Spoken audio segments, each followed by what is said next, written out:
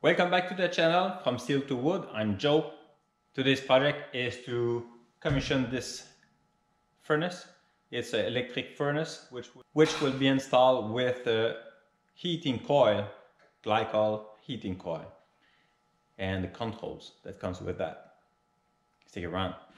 So first of all, I did reverse this unit. Blows warm air on the ground, on ground level, not on ceiling level. It's actually a 12 feet ceiling here, and then heat can accumulate quite fast on the ceiling before we get some warm air on the ground. So this is going to blow air this direction.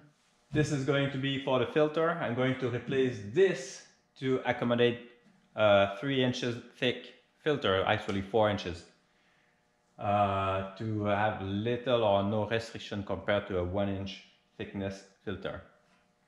And the heating coil inside here, I'll show you the install. Okay, this is a 20 by 20 heating coil with 1 inch pipe both ends. So basically what I did is I cut an opening just the size of this heating coil. I've kept this, and you will see later for what. And I do have the same on the other side. Sorry, I did bend it back. And then from inside, you can see on top the electric heater. I do have a good gap in between them and the actual heating coil I'm going to put in. And then the blower. And here's the controls. And those are the terminals that controls the machine. G is usually like green, but it's red on this one, no matter. R is going to the thermostat, coming back usually on W1 and W2, which usually has a jumper for the electric. I've removed it for my trials, and then I've put the wire coming back from the thermostat on G, so it's going to just turn on the fan. So that's the only thing I want to do. If I want this unit to be controlled with electricity, I'm going to run a jumper from this one to this one, but going through a switch through that small punch hole. So maybe I can have a flip switch, electric and no electric.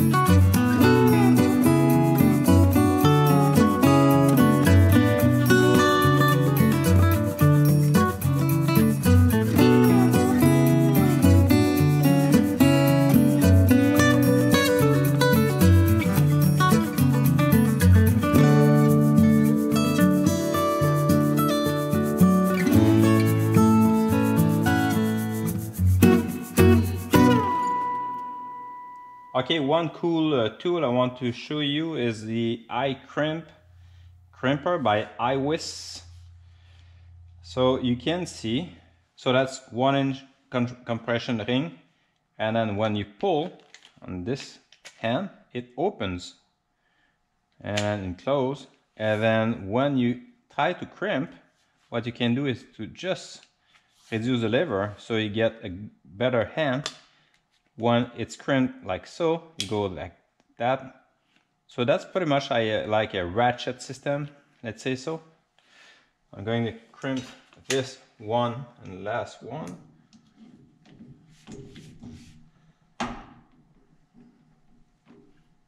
Right here.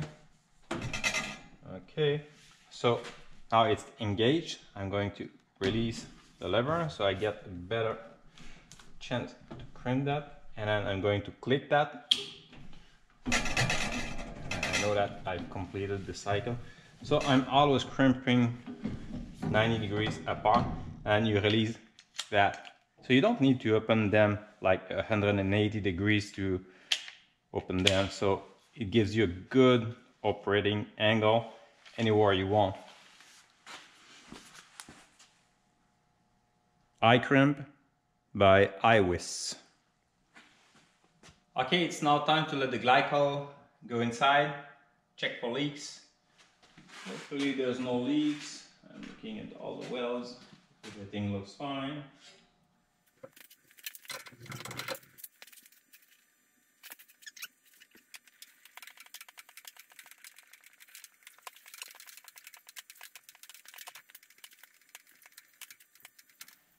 Well, it do pass the test, the leak test. Everything is okay. Now let's engage heat on that.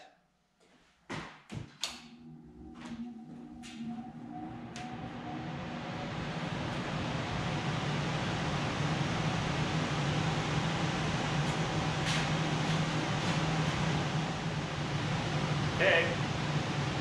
So far so good. Works good. Well, this is it for this project. I've forget to make a conclusion. It was weeks ago. So it works exactly how I planned it. So your comments are very welcome. I had Garni making comments and suggestion and calculation along with me, and then he was right. I had a limitation on the flow. This is why I'm not getting as much heat I would maybe could expect. But it's working fine so far for my purpose. And now I can move to welding projects. See you on the next one. Thanks.